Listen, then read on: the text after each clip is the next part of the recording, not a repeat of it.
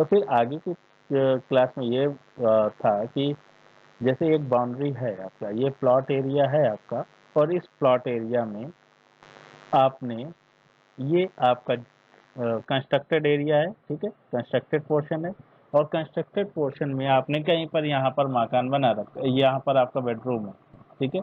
तो बेडरूम में दरवाजे को लेकर हमने बताया था, और यहाँ पर ये बाउंड्री में जो मेन गेट है, मेन गेट अगर ओपन या जालीदार है, क्लोज नहीं लगा हुआ है, या यहाँ पर जो मेन गेट के सामने जो वाल है, ठीक है, वहाँ पर आपने फेंसिंग कर रखी है, ठीक है, जाली जाली बना रखी है, तो इसका मतलब क्या है कि बाउंड्री कंडीशन यहाँ पर कम अप्लाई होगी, ठीक है। बाउंड्री कंडीशन तब अप्लाई होती है जब क्लोज आप करते हैं, ठीक है, जब भी आप अपने इर्द गिर्द क्लोज एरिया करते हैं, देन बाउंड्री कंडीशन और वास्तु रूल अप्लाई होता है। जब तक आप क्लोज नहीं करते, देन वास्तु रूल आपका एकदम कम हो सकता है। जैसे आप छत पर चले गए तो छत पे कोई वास्तु दोष नहीं लगेगा जब तक कि पैरापेट वाल नहीं बनी है। अगर आप छत पर खड़े हैं और पैरापेट वाल से आपका शरीर जो है ऊपर है, तो आपके ऊपर के पोर्शन पे वास्तु नियम नहीं लगेंगे, ठीक है। लेकिन आपका जो छत है, ठीक है, वो छत कितना बड़ा है, आप यहाँ पर एक और एग्जांपल के थ्रू हम समझने की कोशिश करेंगे, ठीक है। सपोज मान लीजिए कि आपका ये छत है, ठीक है, और आप यहाँ कहीं पर भी खड़े हैं, ठीक है, यहाँ पर कहीं पर आप खड़े हैं, ठीक है।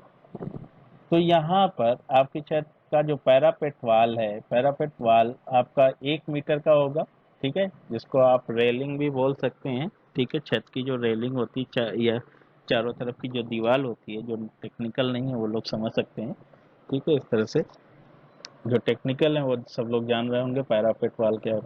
तो अगर ये वो वाल जो है, ठीक है, बॉडी से, ठीक है, आपकी ये छत छत के सरफेस से 1 मीटर की लगभग होगी, ठीक है, और आप यहाँ पर नीचे बैठ गए, ठीक है, फर्श पर बैठ गए, देन ये वास्तु रूल अप्लाई हो जाएगा आपकी बॉडी के लिए। और जब तक आप खड़े रहेंगे, देन वास्तु रूल अप्लाई नहीं होगा, ठीक है। लेकिन जब ये इतना बड़ा एरिया, इतने बड़े एरिया में वास्तु रूल अप्लाई नहीं होगा, क्योंकि ये सिर्फ नियम तब अप्लाई होता जब आप कुछ ही, आपका जो छत कुछ ऐसा होता, ठीक है, और आप इसके अंदर आपका जो साइज है, ठीक है, वो कुछ इस तरह से होता, ठीक है।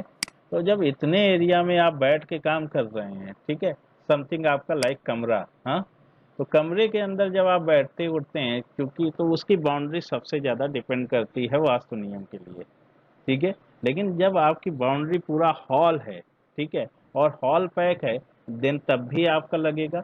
लेकिन ओपन है और आपकी चार दीवारी बनी हुई है और आपका करीब 20 फीट या 25 फीट लंबा कुछ कुछ भी है, तो वहाँ पे वास्तु नियम आपकी बॉडी के लिए अप्लाई नहीं होगा, ठीक है। तो वहाँ पर आपको टेंशन ही नहीं लेना है कि यहाँ वास्तु सुधार करने की ज़रूरत है कुछ भी। वास्तु सुधार सिर्फ और सिर्फ, ठीक है, आप वहां पे करेंगे जहां मैक्सिमम क्लोज एरिया है। ओपन एरिया के लिए वास्तु नियम नहीं लगेगा। सर हाँ हाँ। सर वो पैरापेट वाला अगर कोई मतलब होता है ना कि कुछ पोर्शन हमारा घर पे होता है फर्स्ट फ्लोर पे, कुछ जगह हम लोग ओपन टेरेस रख देते हैं, तो हाँ वो उतना बड़ा तो पोर्शन नहीं होता है ओपन टेरेस वाला। तो उसमें अगर सर हम पैरापेट वाला यूज करते हैं और वो ग्रिल वाला और जाली वाला यूज करते हैं, तो उसमें भी क्या वास्तु दोष लगेगा? हाँ, मतलब सर आप देखिए जब बोल रहे पैरापेट, थे कि बाउंड्री। हाँ हाँ, पैरापेट वाल अगर आप बनाते हैं ना, तो पैरापेट वाल क्या है कि एक तरह का, अगर आप वहां पर ज्यादा देर रुक के काम कर रहे हैं, ठीक है, और आपका रेगुलर का काम है कि नहीं आप घंटों बैठ के वहीं पे काम कर रहे हैं, देन वो और पैरापेट वाल के जितने नज़दीक रहेंगे उतना नियम लगेगा। जैसे ये अगर हम इस व्यक्ति की बात करें, ये व्यक्ति जब नज़दीक बाउंड्री के आएगा, देन नियम काम करेगा। लेकिन ये डिस्टेंस में है उसके लग ज़्यादा, तो ये काम नहीं करेगा नियम, क्योंकि यहाँ अगर सर या, हाँ हाँ जी जी। सर ये अगर पैरापेट वाला अगर शादी वाला बन जाए तो फिर थोड़ा कुछ कम होगा। देखिए नियम क्या है, आप एक तरह की बॉल लीजिए, ठीक है, नियम समझिए पहले। एक तरह की आपके पास में बहुत छोटी छोटी बॉल्स हैं, ठीक है, जिनको हम एटम बोल रहे हैं, ठीक है। वो क्या है कि बहुत तेजी से स्पीड से जा रहे हैं और टकरा के वापस आ रहे हैं। जिस हिसाब से जिस डायरेक्शन के वो ज्योमेट्री से टकराते हैं, उसी डायरेक्शन की ज्योमेट्री वो जंप कराती है फिर एटम एटम को, ठीक है। तो ये प्रोसेस चलता है अब वो, ठीक है। और वो दिशाओं के हिसाब से भी मूवमेंट होता है उनका हमेशा, ठीक है। वो टकरा तो रहे हैं क्योंकि दिशा के हिसाब से, मैग्नेटिक फील्ड के हिसाब से वो अब मूव कर रहे हैं चारों तरफ अब, ठीक है। और या फिर हवा के प्रेशर से मूव कर रहे हैं, ठीक है। एक नॉर्मल जब हवा भी नहीं होती तब ऐसा नहीं है कि आपके कमरे में जितने एटम मौजूद हैं तो वो टहल नहीं रहे होंगे, वो रेगुलर उतनी स्पीड से मूव कर रहे हैं क्योंकि मैग्नेटिक फील्ड की वजह से। तो अब वो एटम इस दीवार को पार करके इधर नहीं जा सकता, ठीक है। तो जब वो टकराता है यहाँ, अ,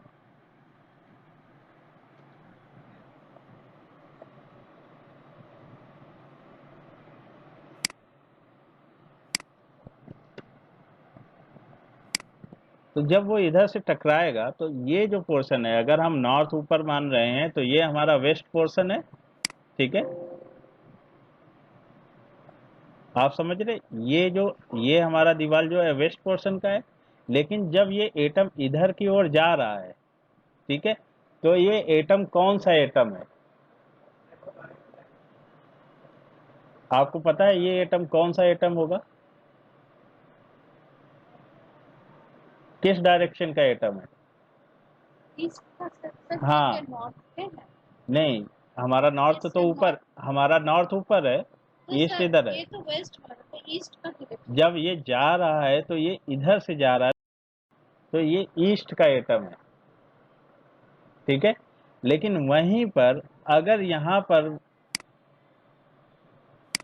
रिपीट मैं यहाँ पर लूँ, ठीक है, और ये जो यहाँ पर बैठा व्यक्ति, यही जो एटम है, ठीक है, ओके, ये एटम यहाँ पे क्या करेगा, ये साउथ का बन, सॉरी वेस्ट का बन जाएगा। ये डायरेक्शन जो है वेस्ट का है और ये हमारा ईस्ट के एटम का है। तो अब जब आप यहाँ पर बैठे होंगे पास में, ठीक है, पास में जब बैठे होंगे तो ये टकराव, इसके नियम की वजह से, वो टकराव की वजह से ये एटम टर्न करेगा तुरंत में, और तुरंत में जो एनर्जी लिया होगा वो एनर्जी आपकी बॉडी से टकराएगी, देन वही काम करेगी। और जब आप खुले में रहते हैं तो खुले में वो मतलब स्वतंत्र रूप से विचरण कर रहा होता है। तो वो एटम जब आपकी बॉडी से टकराता है तो वो आपको अलग तरह की एनर्जी देता है। बाउंड्री के अंदर जो भी एटम काम करेगा तो वो इसी मेथडोलॉजी से करेगा। यहीं पर ये एटम आपका ईस्ट करेगा, यहाँ पे ये एटम आपका वेस्ट करेगा। तो किस डायरेक्शन का एटम आपकी आके आपकी बॉडी से टकराएगा, उसके हिसाब से हमें ज्योमेट्रिकल डिजाइन अपने रूम के अंदर करनी होती है, ठीक है, या आसपास में जहां पर भी हम बैठे हैं काम कर रहे हैं वहां पर उसी डायरेक्शन के हिसाब से हमें प्लानिंग करनी है, ठीक है। तो अभी हम आगे समझेंगे कि किस डायरेक्शन का जो एटम है वो हमारे लिए कितना इम्पोर्टेंट है। वो अगर हमारी बॉडी या हमारे फेस से टकराता है तो हमें क्या इम्पैक्ट छोड़ता है, या उसी डायरेक्शन से आए हुए एटम को अगर हम इनहेल कर रहे हैं तो वो क्या बदलाव करता है हमारे शरीर में, ठीक है।